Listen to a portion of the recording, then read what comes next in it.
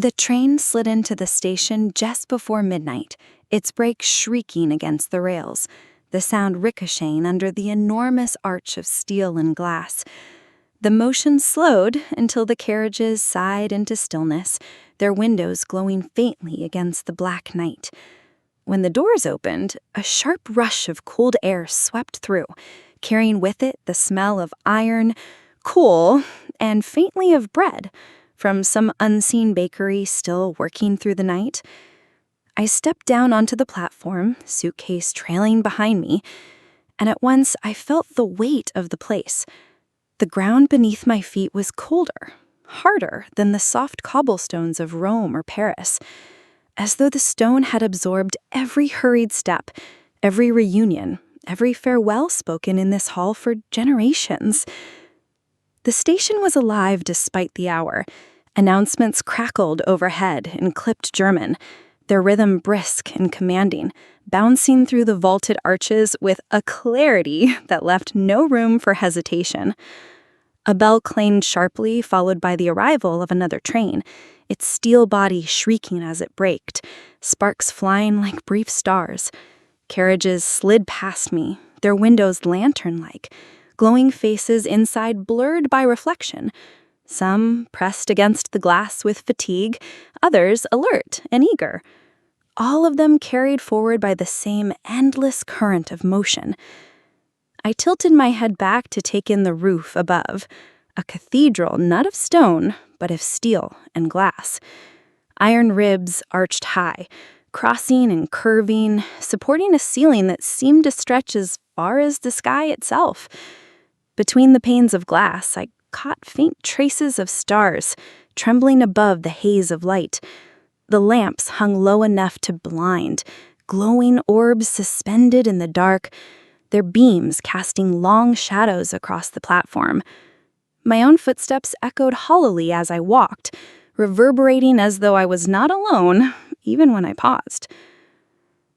The Alps had been silent, silence that demanded reverence, silence that filled me with its immensity. Here, the sound was different. It was not noise for the sake of noise. It was echo, repetition, the layering of countless arrivals and departures until the air itself felt saturated with memory. This station had seen soldiers leave and never return. Lovers reunite after years apart.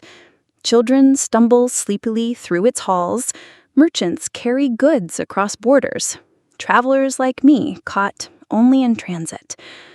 Every step, every whistle, every announcement had sunk into the stone, and I felt it under my shoes, history humming, restless and alive. Around me, life continued in fragments. A soldier in uniform wrapped his arms around a woman in a red scarf, their embrace so fierce it seemed they were trying to hold time itself still. A mother tugged her daughter by the hand, the little girl's stuffed rabbit dragging across the ground, its ears gray from dust, her eyes glassy with exhaustion. A group of students laughed too loudly, their backpacks bouncing, their energy sharp and defiant against the late hour. A man leaned against a pillar with his suitcase at his feet, staring at the clock that hung heavy above us, its black hands ticking solemnly toward 12. I lowered my own suitcase beside a bench and sat, watching it all. Midnight in a station is unlike midnight anywhere else. It is neither beginning nor end, neither safety nor danger. It is a threshold, a place where time bends, where lives touch only briefly before sliding away. The platform breathed with motion, trains arriving and departing with relentless rhythm. Whistles blew, doors slammed, footsteps hurried, voices called names I didn't recognize. And still above it all, the roof held steady, collecting every sound, throwing it back in echo, making me feel both smaller and strangely eternal. The clock struck 12 with a slow, deliberate chime. Its sound rolled through the hall, deeper than the whistles, steadier than the footsteps. I felt suspended, caught in a moment outside of ordinary time. Around me, life did not pause. Trains still moved, people still hurried, children still yawned, but I felt the weight of it press into me. Stations at midnight do not belong to the people who pass through them. They belong to everyone, and no one. They are eternal, holding stories for only a breath before letting them go.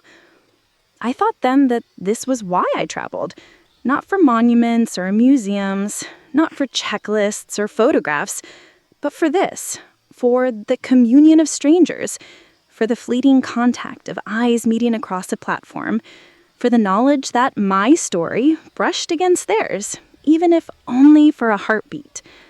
These moments were small and unrecorded, but they mattered.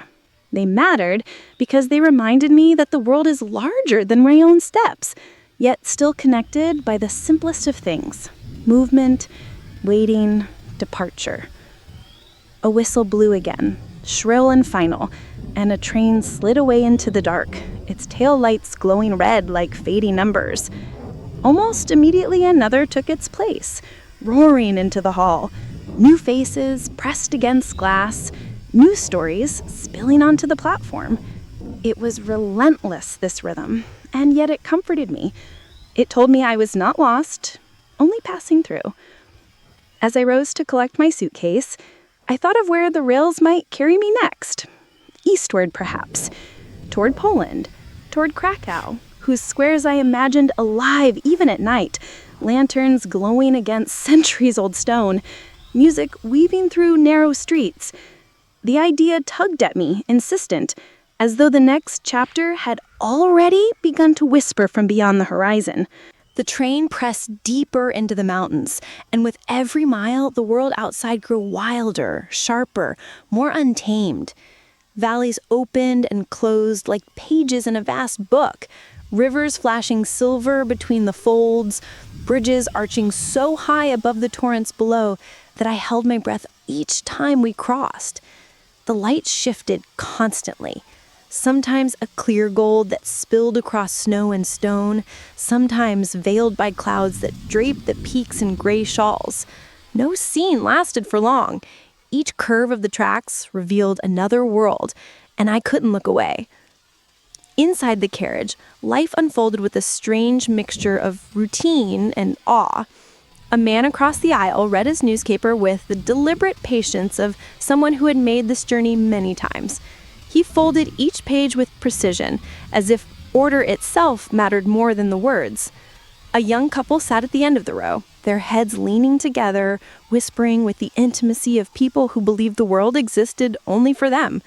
Their laughter was soft, bubbling out occasionally, warming the air more than the heater humming beneath our feet. Behind me, a child tapped rhythmically on the armrest until his mother hushed him with the gentle "Basta amore," spoken so tenderly it felt more like a caress than a scolding. I carried a cup of coffee from the dining car back to my seat. It rattled against its saucer with every sway of the train. The aroma filled the cabin, mingling with the faint scent of polished wood and old upholstery. There was something timeless about it, as though hundreds of travelers before me had sat in the same spot, holding the same cup, marveling at the same peaks. Soldiers on leave, lovers eloping, families fleeing or returning, dreamers chasing new lives. The Alps had carried them all, their silence preserving stories that would never be written. At one point, the train slowed and crept along a ridge so narrow it felt suspended in air. The valley beneath was so vast, it seemed to swallow the sky itself. Far below, a lake spread wide and still. Its surface so perfect it mirrored the peaks above in flawless reflection. I pressed my palm against the cold window, a futile gesture, as if I could bridge the distance with my skin. My own reflection hovered in the glass, pale and ghost-like, my eyes wide with awe. The man with the newspaper glanced at me, noticed my stare. He tapped the glass and spoke a single word in German. Schön. Beautiful. His voice was low but certain, a verdict no one could dispute. I nodded, smiling, and in that moment we were not strangers, but companions in wonder. A symbol word had made us kin, however briefly. The train plunged into a tunnel and the world disappeared. Darkness pressed against the windows, the wheels roared inside the hollow belly of stone, and every sound reverberated like a drum beat. For a moment, I closed my eyes, letting the vibrations shake through me, imagining what lay above, tons of rock, snow, forests. It was humbling to think how small we were, a thin silver thread moving through the bones of the earth. When the light returned, it was blinding. The train burst into a world remade. A glacier gleamed ahead, pale and endless, the sun scattering across its surface in fractured blue light. It looked like glass, like frozen sky, too delicate to belong to stone, yet impossibly enduring. I gasped without meaning to, the sound joining the chorus of others who leaned closer to their windows at the same moment. Beauty like this didn't belong to one pair of eyes. It demanded to be shared. We climbed higher still, crossing bridges where waterfalls leapt from cliffs in silver ribbons, dissolving into mist before touching ground. Wooden chalets clung to slopes, their shutters painted bright green or red, smoke curling from chimneys despite the remoteness. I thought of the lives lived in those houses, children growing up with the sound of bell cows and avalanches, families who measured their days by the shifting snow instead of hours on a clock. The child behind me had grown restless again. His small voice suddenly broke the hush. Berga! Mountains! The word came out like a prayer. His mother smiled, smoothed his hair, and didn't correct him. No correction was needed. It was the only word that fit. The train curved, carrying us onwards, and I felt the rhythm settle into my chest, like a second heartbeat. Rome had been fire. Paris a sigh. The Alps, so far, had been silence. But here, moving steadily toward the north, I sensed another rhythm waiting beyond the mountains. Germany. Stations humming with footsteps at midnight, platforms where voices echoed into iron arches, places where solitude took on a new shape. The Alps were the breath before, but I knew my next chapter would begin in the echo. The train carried us onward, deeper into the veins of the mountains, and I felt as if time itself had slowed to the pace of the wheels. Every turn of the tracks revealed another valley, another cliff, another sweep of light and shadow. Some valleys were so narrow that the peaks seemed to lean inward, closing above us like a book, while others opened into wide basins where rivers shimmered like spilled silver beneath the pale sun. We passed through tunnel after tunnel, each one swallowing us in darkness before releasing us into a new vision. The transitions became their own rhythm: roar, silence, light, shadow, until I no longer knew how many we had crossed. In each stretch of dark, I closed my eyes, listening to the echo of the train pounding through stone, and felt myself surrendering to something larger.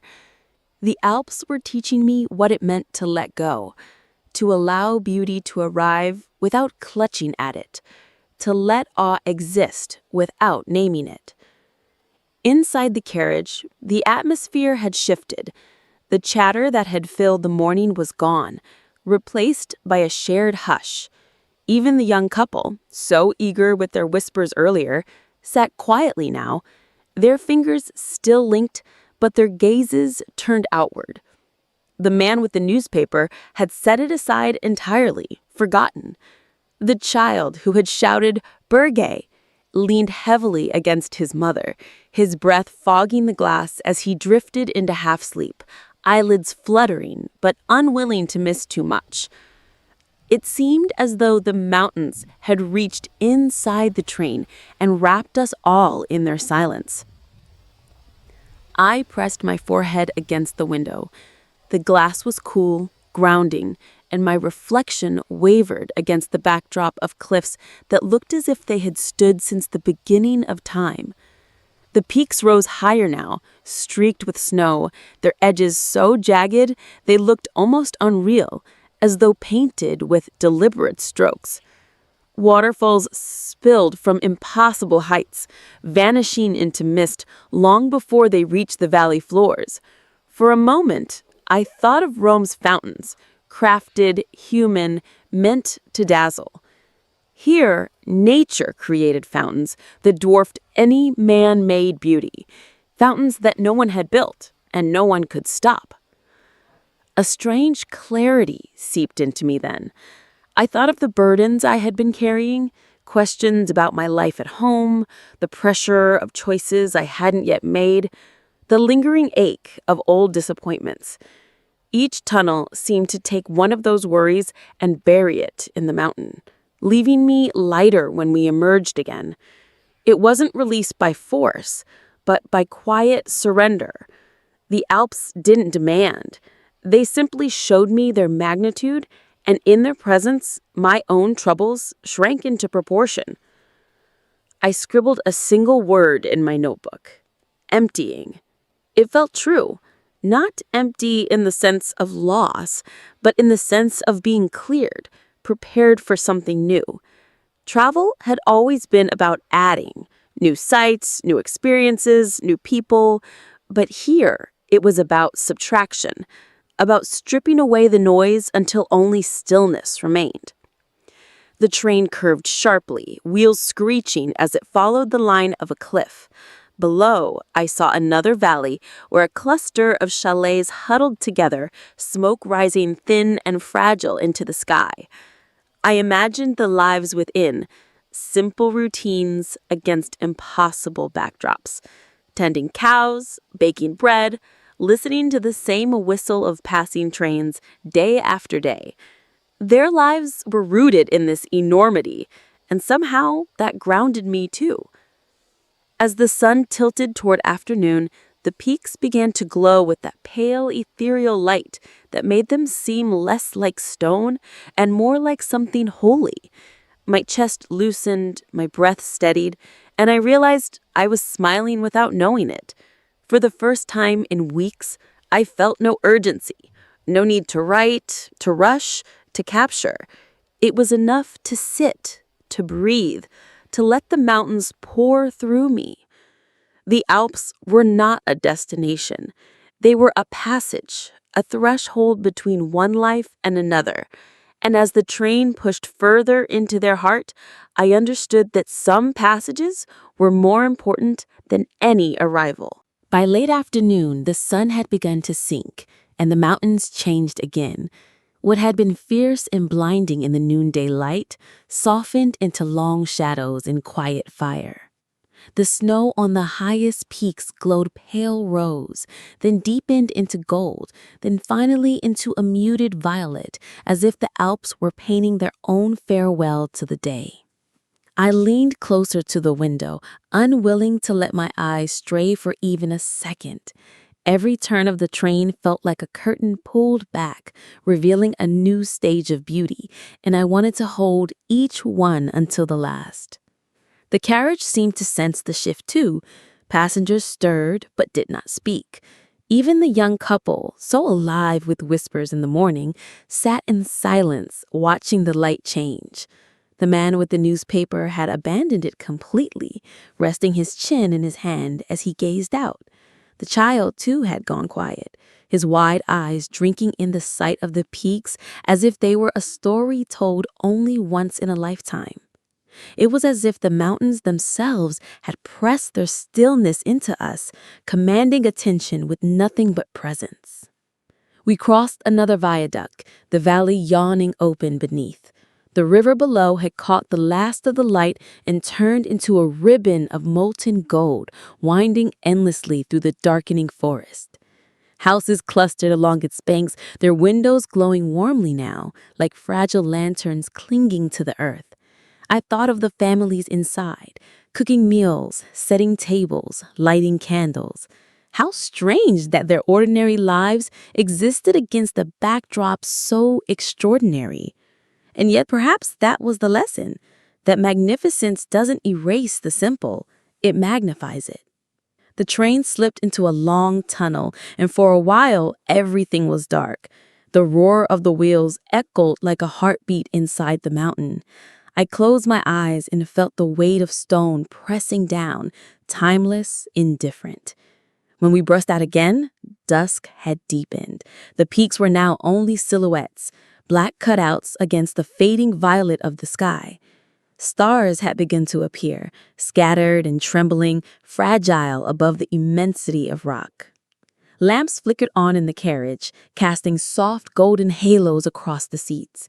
The warmth inside contrasted with the growing chill beyond the glass, and for a moment it felt as if the train itself was a floating hearth, carrying its passengers safely through the vast night. I folded my hands in my lap, realizing how light they felt, how free my chest was. The Alps had taken much from me, the weight of restlessness, the ache of questions without answers, and had returned something else. Clarity, the kind that doesn't shout but whispers steadily in your bones. As darkness spread fully, I thought ahead, beyond the mountains. Germany waited on the other side. Stations alive with footsteps at midnight, the echo of voices under iron arches, the pulse of a country in motion. The Alps had been my pause, but the journey was not finished. Another rhythm awaited me, one I could already sense in the rails, carrying us forward. I opened my notebook and wrote one line, letting the pen linger. The silence of mountains prepares you for the echo of cities.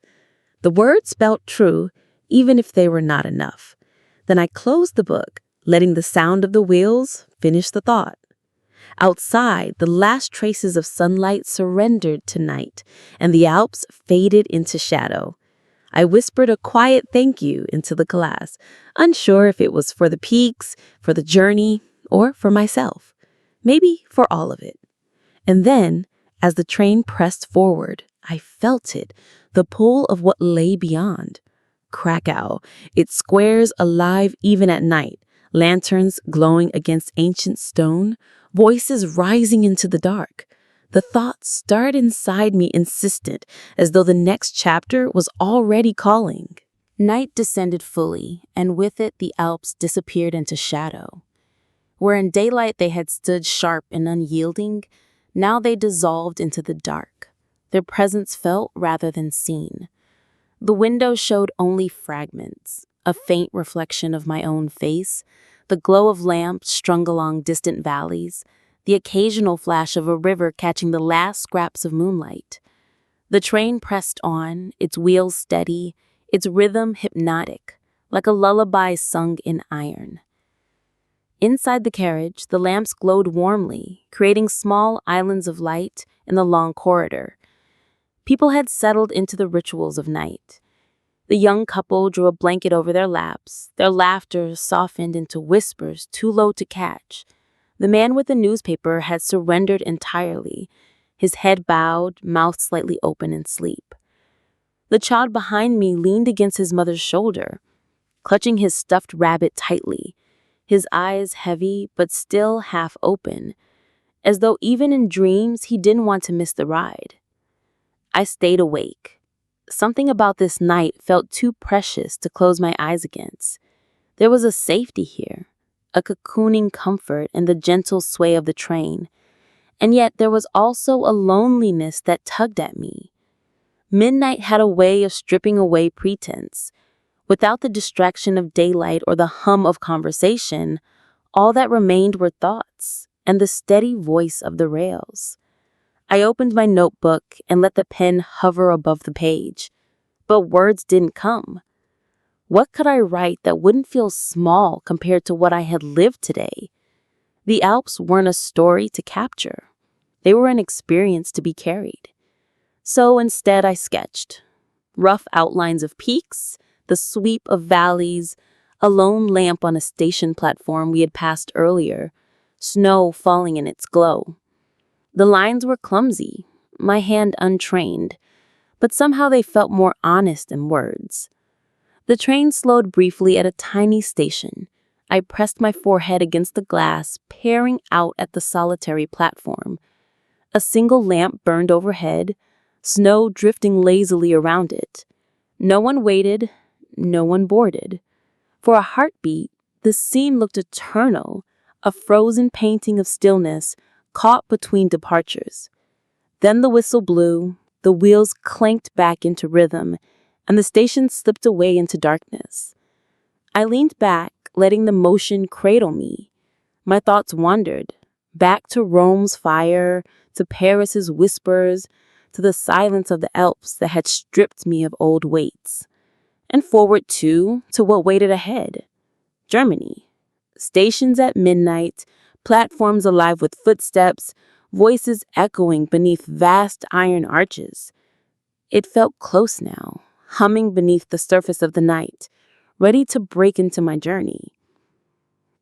The child behind me murmured in his sleep a single word, Bergi, mountains, and I smiled, knowing he would carry this night with him too, though perhaps he wouldn't remember it clearly.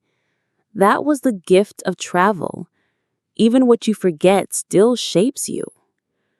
The train pressed on, and for the first time, my eyelids grew heavy. I closed my notebook, tucked it into my bag, and let myself drift into half-dreams stitched from everything I had seen. Snow and fountains, laughter and silence, mountains and rails. The rhythm of the journey held me, steady, unrelenting, kind. And as sleep pulled me under, I felt not loss, but readiness, as if the night itself was a passage carrying me toward whatever waited beyond the mountains. The deeper into the night we traveled, the more the train felt like its own world, cut loose from time. The Alps outside had dissolved completely into darkness, their jagged edges softened into a single vast shadow. Only the occasional glimmer betrayed them, a string of village lights clinging to a slope, or the silver shimmer of a river bending under the moon. The rest was nothingness, vast and unyielding. And yet, inside the carriage, there was warmth. The lamps cast their soft halos across the narrow corridor, painting the edges of coats, scarves, and tired faces in gold. The air smelled faintly of coffee long finished, mingled with the clean sharpness of snow carried in on passengers' boots. The rhythm of the train was the same as always, steel against steel, a steady chant. But at night it grew louder, more insistent, as if the rails themselves wanted to remind us of their power. Most passengers had fallen into sleep. The couple at the end of the row curled together, their blankets sliding to the floor, their faces peaceful, almost childlike. The man with the newspaper stirred occasionally, adjusting his position but never waking fully. The child behind me had finally surrendered, rabbit pressed tightly against his chest, his small breaths fogging the window each time the train leaned into a curve. Even their silence was a kind of companionship. I alone remained awake, unwilling to let the night slip by unnoticed. My reflection stared back at me from the glass, superimposed on faint shapes of peaks and rivers. It looked different somehow, older perhaps, or simply changed. Journeys have a way of showing you faces you didn't know you carried. The train slowed once more, hissing as it pulled into another small station. I leaned closer, forehead against the cold pane to see the platform. A single lamp burned above, its light cutting through the snow that swirled lazily downward. The benches were empty, the timetable unmoving. Yet the lamp glowed steadily, as if keeping vigil for a traveler who might never arrive. Something about the sight caught in my chest. Even in the heart of nowhere, there was readiness, a promise that someone could still come, that movement never ceased. When we started again, I let the rhythm carry me deeper into thought. The Alps had stripped me bare with their silence, their enormity. Tonight, the train seemed to whisper that it was nearly time to return to noise, to stations alive with footsteps, to voices echoing against iron arches, to the pulse of cities where midnight did not mean stillness, but motion. I could almost hear it already, as if Germany were humming just beyond the darkness, preparing to draw me in. The more I thought of it, the more I realized that travel was not simply about destinations, It was about thresholds, these in-between places where you are no longer who you were, but not yet who you will be. Rome had filled me with fire. Paris had taught me to linger. The Alps had emptied me of weight. And now, in this night, I was waiting, suspended between mountains and stations, between silence and echo. The train rattled through another tunnel, the sound swelling until it filled the carriage entirely, pressing into my chest like a second heartbeat. When we emerged, I saw the faint glow of a larger town in the distance. Streets lit by amber lamps, rows of houses, a station roof gleaming faintly under the moon. The sight tugged at me, a reminder that the pause of the Alps was ending, that the world of human rhythm was returning. I closed my notebook, resting my hand on its cover instead of writing. There were no words large enough for what I carried. Perhaps there didn't need to be. Sometimes, silence is the truest record. I leaned back, finally allowing my eyelids to lower. The train hummed and rocked, steady and certain, pulling me toward the edge of the mountains and into whatever waited beyond. The last thought that floated through me before sleep was this: the Alps had been the breath, but Germany would be the echo. Dawn crept into the carriage like a shy guest, hesitant at first, then bolder with each passing minute. The blackness that had hidden the world outside began to loosen, giving way to a soft gray, then pale streaks of lavender and rose. I rubbed the sleep from my eyes, leaned into the window, and gasped. The Alps were still there, vast, ancient, eternal, but they looked different in the morning light. Their sharp edges were softened, their crowns of snow glowing faintly, as if lit from within. The mountains that had towered over me with stern majesty in the afternoon now seemed gentler, like guardians seeing me safely off at the border of their kingdom.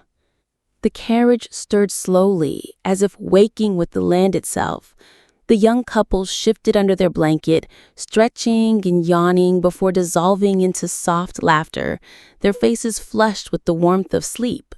The man with the newspaper straightened his jacket and smoothed his hair, blinking against the light as though reluctant to surrender to the day.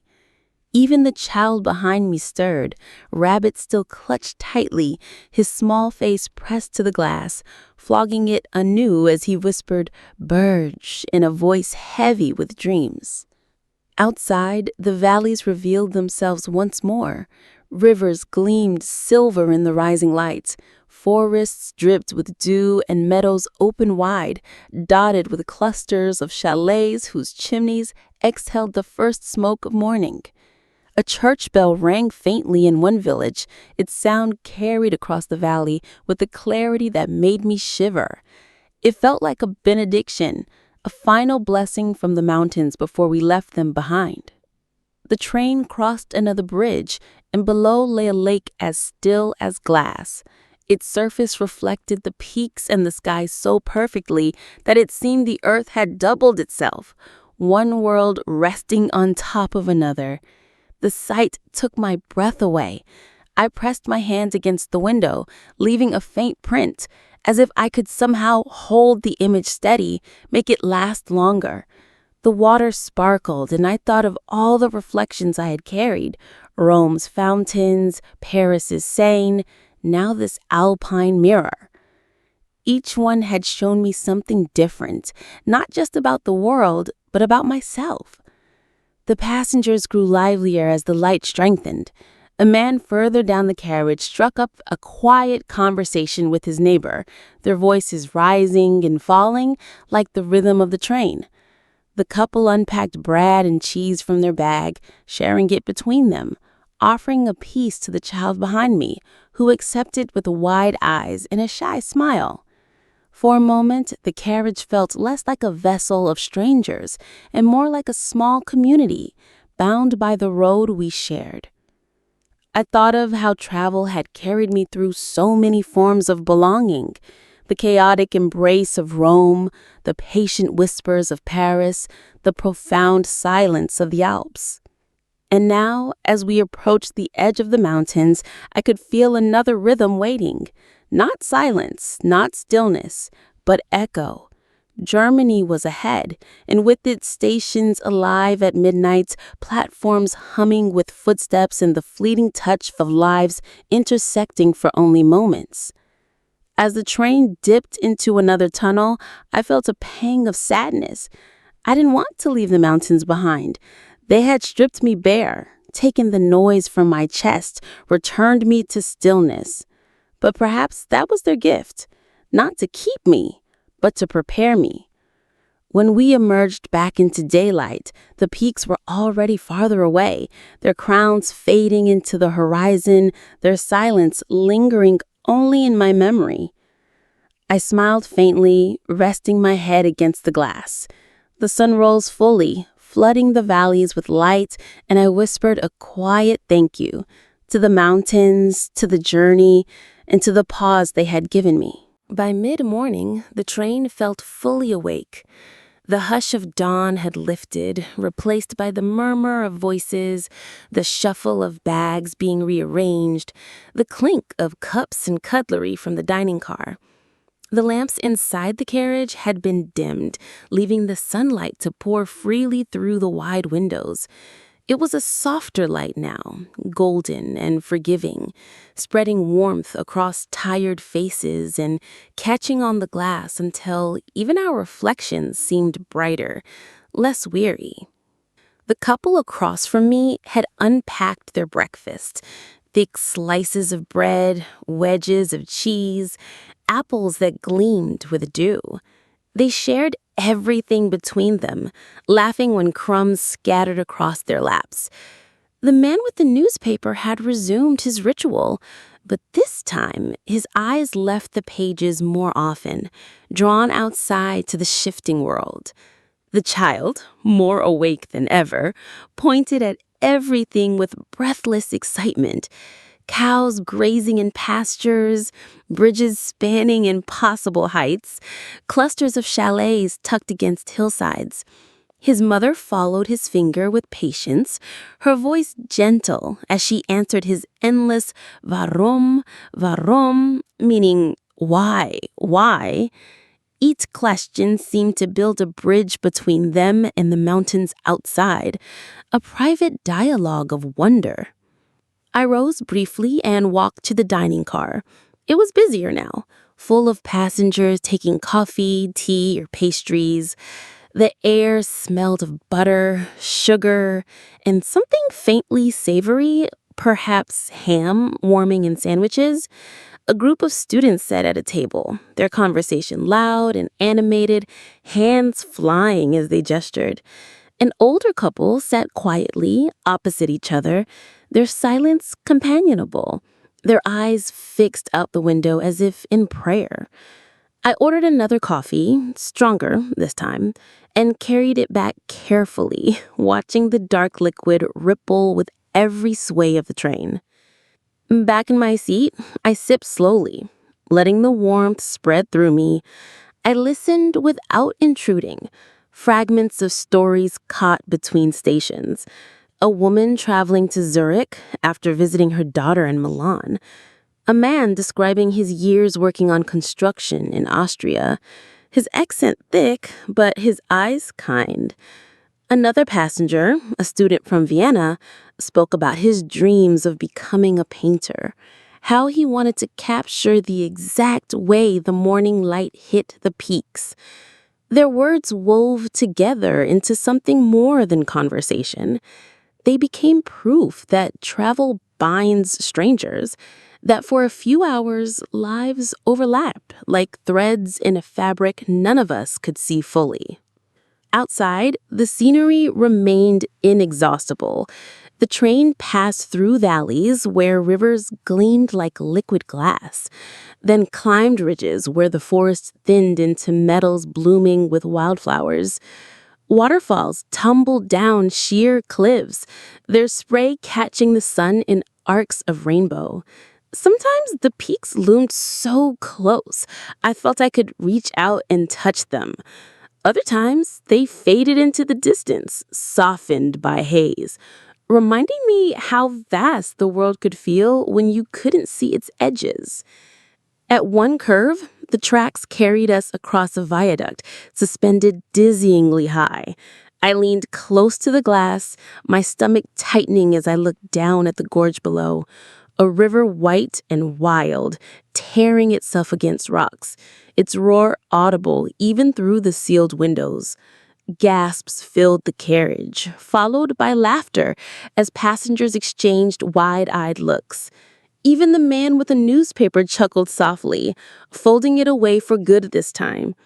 For a moment, the entire train was united in awe, strangers sharing a heartbeat of wonder before retreating again into themselves.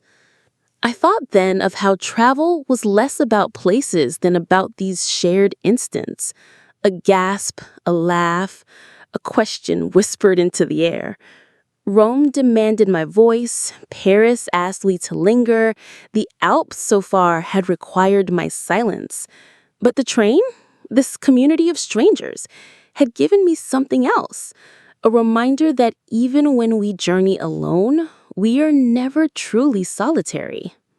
As the train carried us further north, the peaks began to soften. They were still immense, still awe-inspiring, but their edges blurred as valleys grew wider, as villages appeared more often, as the human presence reclaimed more of the land. I felt both gratitude and sorrow.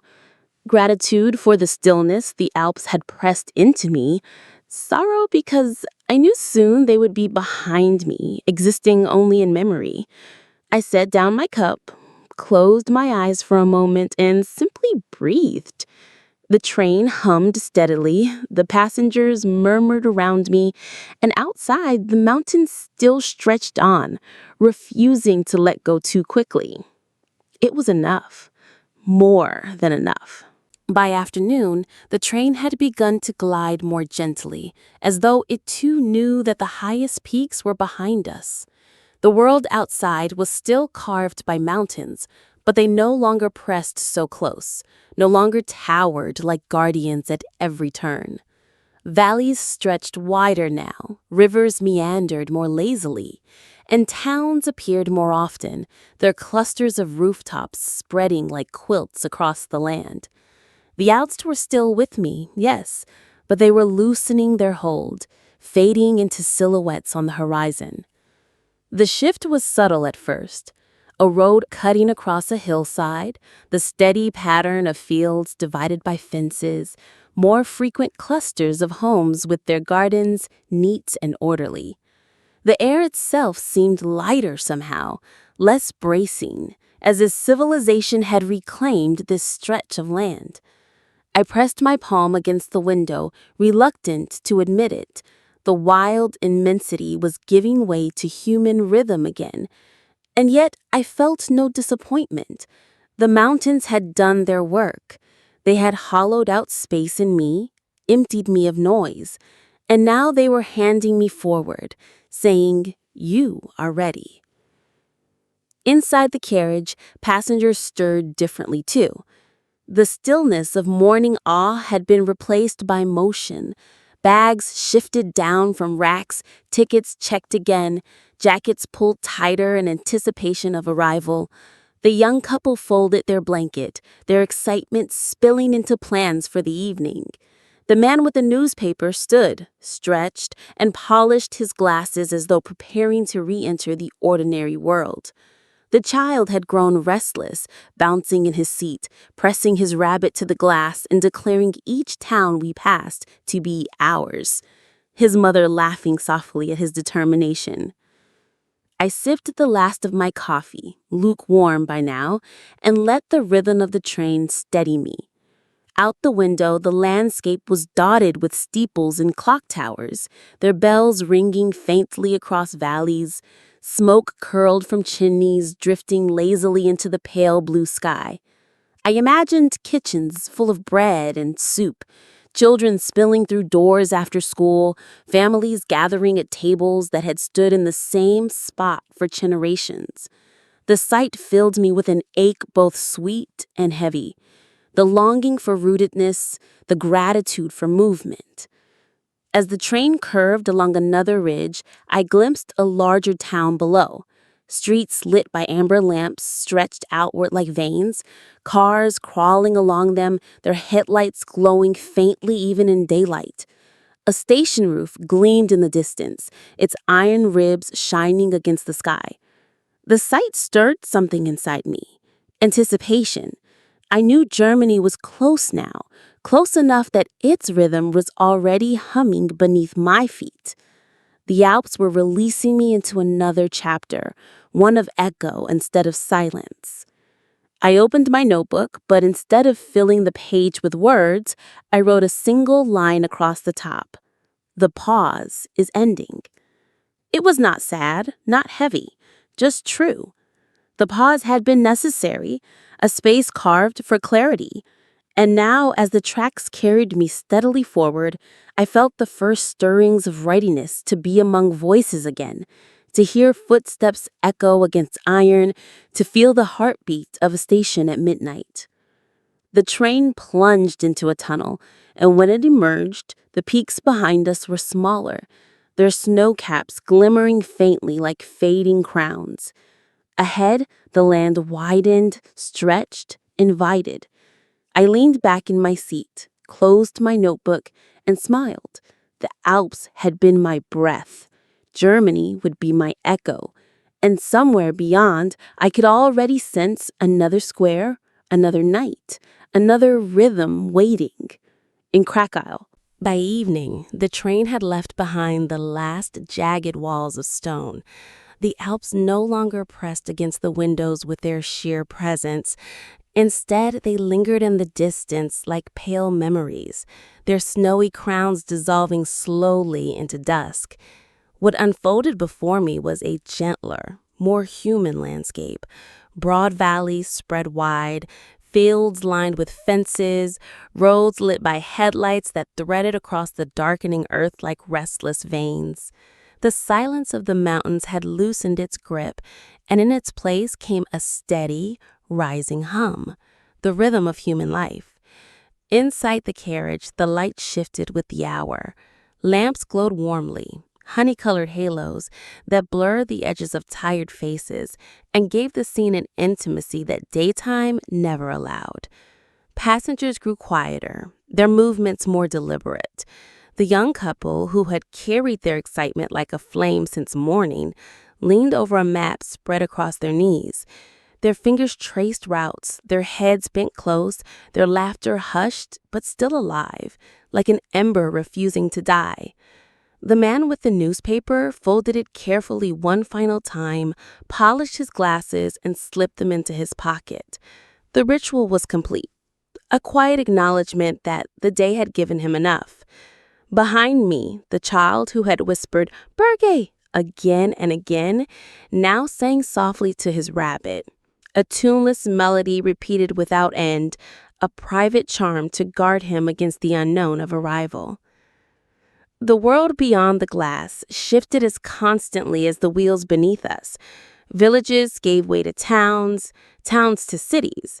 Amber street lights burned like fireflies scattered across the land, multiplying until they became rivers of light stretching into the horizon.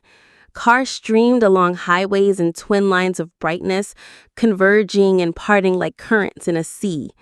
Station roofs appeared more frequently now, vast arches of glass and iron glowing against the night, their platforms lit by tall lamps. Each one seemed busier, louder, more insistent than the last, as though preparing me for the station that would soon claim me, one that did not rest, even at midnight. At one stop, the train slowed long enough for me to study the scene. The platform was crowded with travelers wrapped in coats, their breath visible in clouds under the lamps. Families embraced, their voices loud with relief, their laughter spilling into the cold. Others parted, their hands lingering for one last squeeze before slipping reluctantly apart.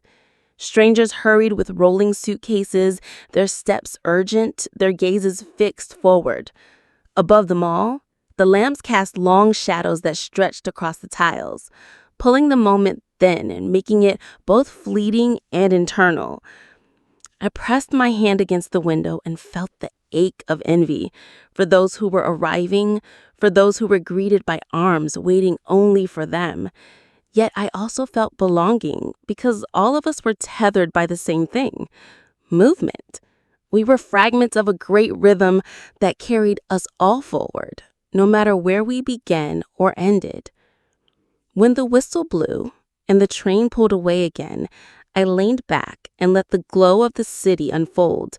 The lights thickened, no longer scattered, but dense, continuous. Towers rose above rooftops, office windows burned like grids of amber, and the roads below thrummed with life. I felt a sudden pang for the stillness of the Alps, for the deep breath they had carved inside me. Yet I realized something important. The silence I found in the mountains was not theirs alone to give. It lived inside me now, a space I could carry into the roar of cities. The Alps had not abandoned me. They had prepared me. I opened my notebook and let the pen move slowly across the page. The words came simple, steady. The pause is over. The echo begins. I underlined it once, set the pen down and let the sound of the wheels finish the thought. The horizon glowed brighter. Another large station appeared in the distance, its iron ribs rising above the city like a dark cathedral, lamps blazing against the sky. The train carved toward it, slowing with purpose. Around me, passengers gathered their bags, zipped jackets, stretched arms stiff from hours of stillness. The child's song ended as his mother whispered something in his ear, and he clutched his rabbit tighter, ready. The couple folded their map, kissed quickly, and smiled as though nothing could tire them. Even the man with the newspaper stood straighter, his face set with quiet determination. I felt my own breath deepen. The Alps were behind me now, their silence lingering only in memory. Ahead was a station alive with footsteps, voices, echoes, a place that belonged to no one and everyone, a threshold where stories crossed only for a moment before scattering again. The whistle sounded, sharp, decisive. The train slid forward, carrying me to the edge of stillness and into the heart of motion. I exhaled and whispered into the hum of the carriage, "I am ready." The train slid into the station with a long metallic sigh, brakes screaming against the rails, and the sudden hush of motion ending. Midnight had settled fully by the time the doors opened, releasing a sharp breath of cold air that swept through the carriage and pulled me to my feet. I gathered my suitcase, my notebook, and stepped down onto the platform, the ground firm and echoing beneath me. The station rose around me like a cathedral of iron and glass, its vaulted ceiling arched impossibly high, ribs of steel crisscrossing against the faint shimmer of stars visible through panes of glass. Lamps blazed along the platforms, their light stretching into the shadows, casting every movement into elongated silhouettes. Announcements rattled through loudspeakers in German, clipped, efficient, commanding. Each word echoed, bouncing against the arches, folding into the hum of countless footsteps. The platform was alive despite the hour. Travelers hurried with bags trailing behind them, the wheels clicking against the tiles like a chorus of insects. A woman in a long coat embraced a man in uniform, their hugs so fierce that time itself seemed to pause. A group of students spilled out of another carriage, their laughter wild and defiant, echoing too loud in the vast hall. A child clutched her mother's hand, dragging her stuffed rabbit across the floor, its ears collecting dust as she yawned. Strangers brushed past one another without speaking, each bound for their own destination, each carried along by the same unrelenting rhythm. I walked slowly, unwilling to be swept too quickly into the current. My suitcase rattled behind me, my footsteps joining the echoes of thousands who had walked here before. The Alps had stripped me into silence. This place replaced that silence with resonance. It was not chaotic, not like Rome, but insistent, relentless, a heartbeat magnified, repeated in every whistle, every bell, every hurried call of greeting or farewell. I stopped near the center of the hall, lifting my gaze to the clock suspended high above. Its hands pointed to 12 precisely. Midnight. Around me, the world did not sleep. Another whistle sounded, another train slid in, more voices, more stories, all intersecting briefly in this cavern of steel and light. And I understood, standing there, but the weight of my journey behind me, that stations at midnight are not endings. They are passages, thresholds, moments where the world breathes in and out at once. I sat briefly on a bench, my notebook in my lap, and watched as the stories unfolded in fragments. A man searched the crowd with eyes full of hope until he found her, and the smile that broke across his face was so raw it made my chest ache. Two women in heavy coats shared a cigarette just outside the doors, the laughter rising like sparks into the night. A boy with a guitar case leaned against a column, tapping his foot in rhythm to a song only he could hear. No one stayed long. Everyone moved, always moved. But for a heartbeat, all their lives touched the same floor, breathed the same air, echoed in the same chamber. I wrote one line in my notebook. This is the world's heartbeat, measured in echoes. The Alps had been my pause, a silence that stripped me bare. But here, in the echo of this station, I felt myself stitched back together, not with stillness, but with motion, with voices, footsteps, and the knowledge that life does not stop, not even for midnight. As I rose and pulled my suitcase toward the exit, I thought of where the rails would take me next, eastward, toward Kraków. I imagined lanterns glowing against ancient stone, voices rising from squares that had witnessed centuries, music spilling from doorways into the night. The thought tugged at me, insistent, alive, as though Kraków was already calling my name across the miles.